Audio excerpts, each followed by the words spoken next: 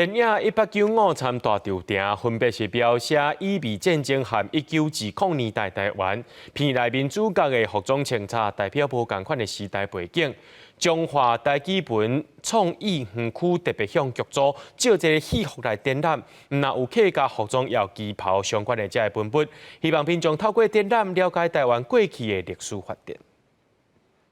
电影1895内底客家妇女所穿的台琴衫，佮有搬演台湾1920年代的电影《大潮亭》，剧中主角穿的旗袍，才会拍戏服装，即阵当伫咧中华台语文创意园区展出。我公司拍迄个古早片，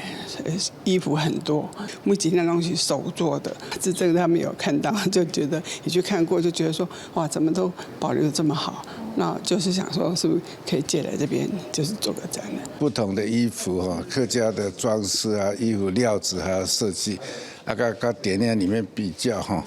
个这图片加起来就有意思。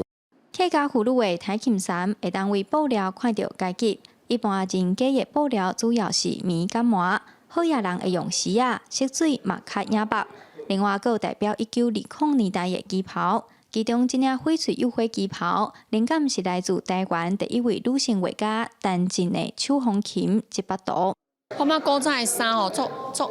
优雅、足优雅的，因为我感觉伊的盘扣啦，甲伊的配色吼，感觉是对于生活美学加注重啦。像这样物件都是用手工那去做出来，就是觉得